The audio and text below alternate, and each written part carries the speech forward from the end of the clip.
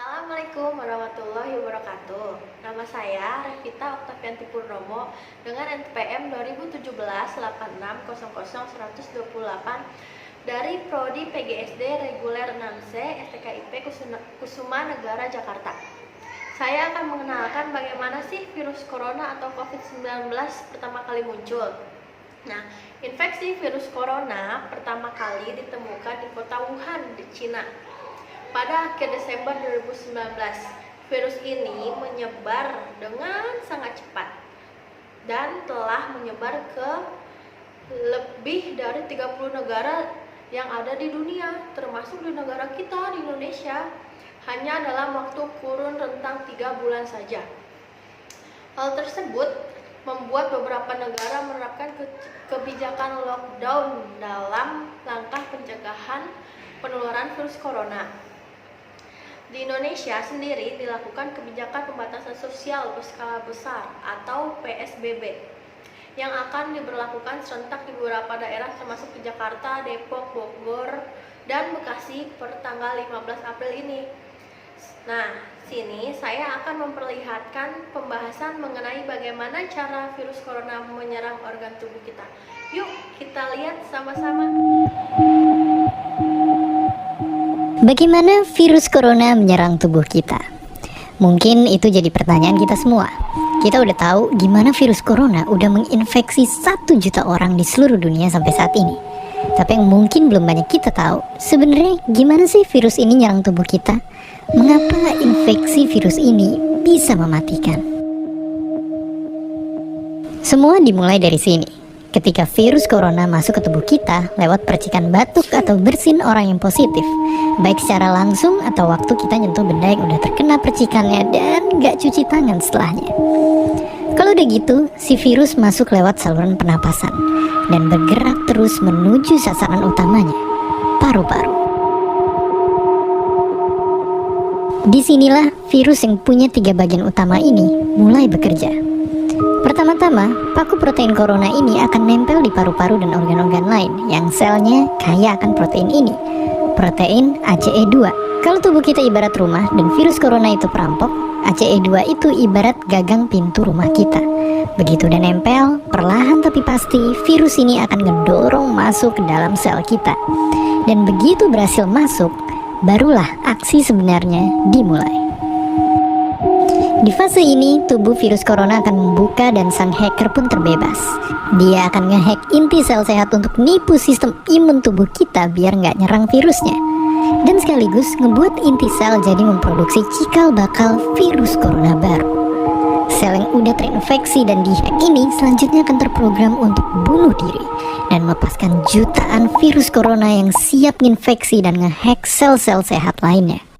Ya, awalnya mungkin kita cuma kemasukan virus corona yang jumlahnya dikit, tapi dalam hitungan hari aja udah akan ada jutaan sampai miliaran virus corona baru, bikin paru-paru kita dipenuhi oleh mereka.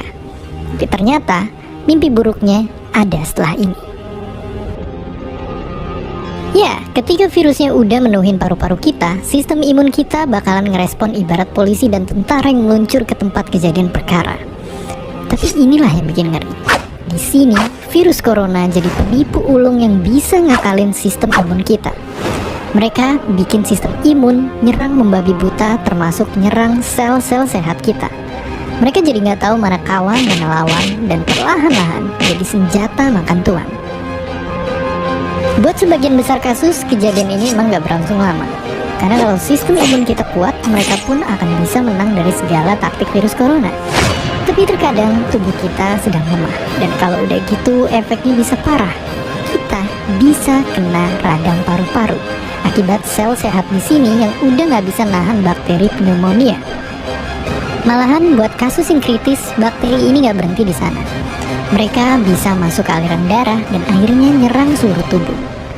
Kalau udah begini, bernapas saja bakalan susah banget, dan hidup kita ada di tahapan yang sangat kritis.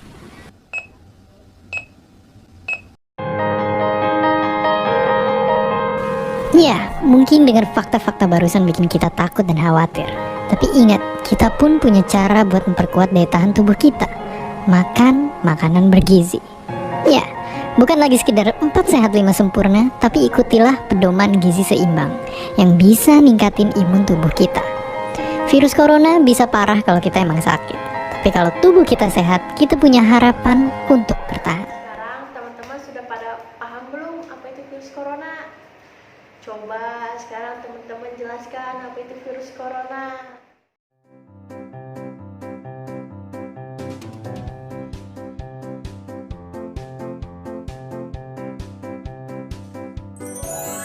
Bapak emang tahu virus corona itu apaan, Pak? Iya, Hah? tahu. Jahat dia, Pak ya? Iya kan. Oh dia mati. Dia mati. Oh, nggak bisa, Pak. Dia matinya kalau cuci tangan. Oh, dia mandi dia. Iya, dia mati ya virus coronanya ya. Tolong. Ya. Coronavirus disebut COVID-19. Nah, dia bisa menular dari binatang, menular ke orang, dari orang menular ke orang juga. Coba ceritain dong. Corona itu suka menyakiti dada kita, suka bermain di tangan kita kalau kita nggak cuci tangan. Virus corona itu penyakit Kayak apa? kayak kecil-kecil, terus juga bisa jahat, terus juga bisa bikin orang sakit.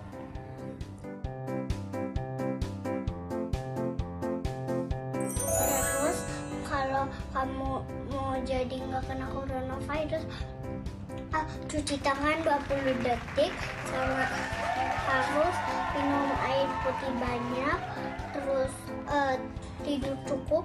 Rumah aja, nggak boleh pagi-pagi, dan sering cuci tangan dengan air mengalir dan sabun. Jarinya paling belakang, terus paling depan, jarinya, dan satu lagi, Terus? tangannya, Oh gitu.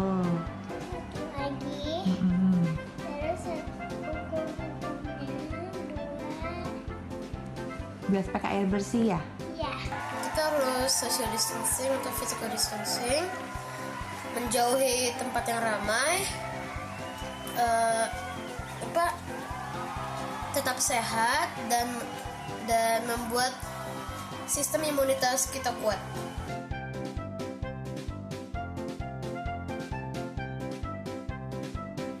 Kenapa bosan?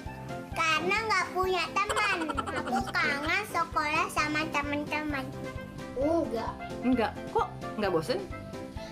Karena nggak apa-apa sih.